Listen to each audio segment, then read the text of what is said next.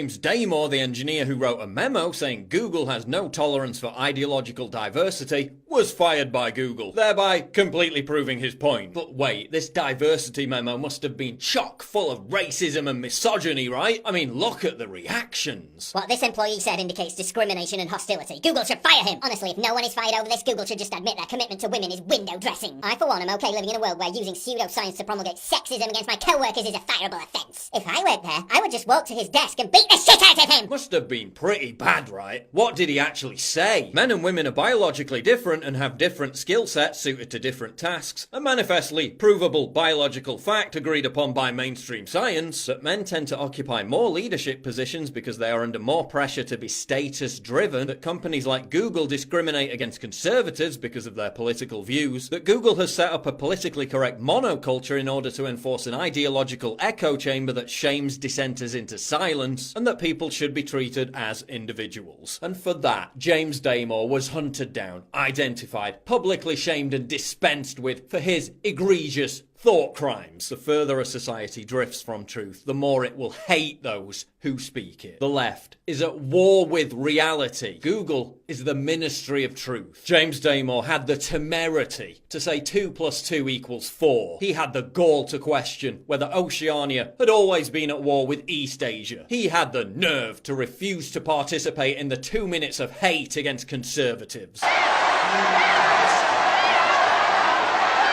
And for that, he was unmasked, doxxed, witch-hunted, publicly shamed and fired, all within the space of 3 days. War is peace, freedom is slavery, diversity is uniformity. Google's reason for firing Damore was to suggest that he was encouraging an environment of harassment, intimidation, bias, and unlawful discrimination. When that's exactly what Damore was trying to expose in his memo. That's exactly what the baying outrage mob did to Damore after he spoke out. Google CEO Sundar Pichai said the memo might have hurt some Google employees' feelings.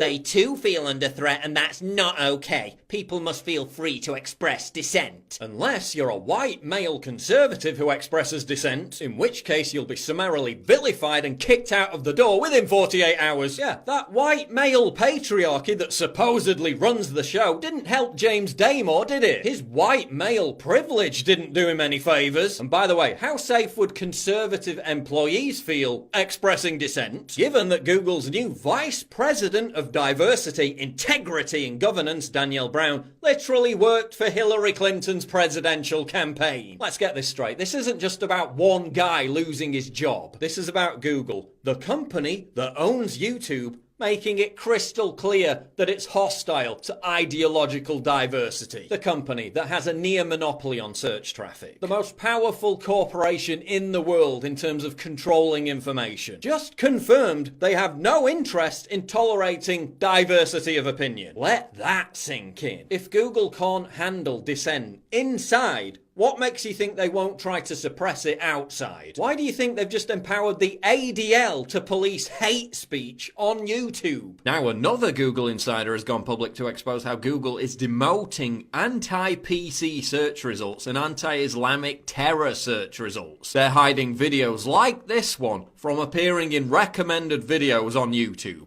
This is stealth censorship. The rules have changed. It's not the state that's the primary threat to free speech, it's Silicon Valley. It's monolithic corporations staffed by people who think anyone to the right of Jane Fonda is literally Hitler. Airbnb is now banning people from using their service if they have the wrong political views. Oh, but if you're a Christian bakery that politely declines to make a gay wedding cake, the entire apparatus of government and the outrage mob will come crashing down on you. Idea, a directory of known misogynists and racists used to avoid hiring or contracting. Godwin's list, the anti-reference. Useful? Put people on lists and collectively punish them for having different opinions, choking their ability to live life. That's progressivism in 2017. Should we be surprised that the same people who for years demanded safe spaces in university, the supposed cradle of free speech and ideas being challenged, are now turning Google, Facebook, Twitter and the rest of them into ideological safe spaces where conservatives are banished? Professors are now even allowing students to change their own grades if their original grade hurt their feelings? What kind of society are we creating? One in which you won't even be able to get a decent job unless you parrot the progressive consensus. One in which you'll be put on a blacklist and made unemployable if you dare voice your conservative opinions. One in which ideological obedience and compliance is ruthlessly enforced by giant monolithic corporations that control reality. That is insidious. It's truly Orwellian.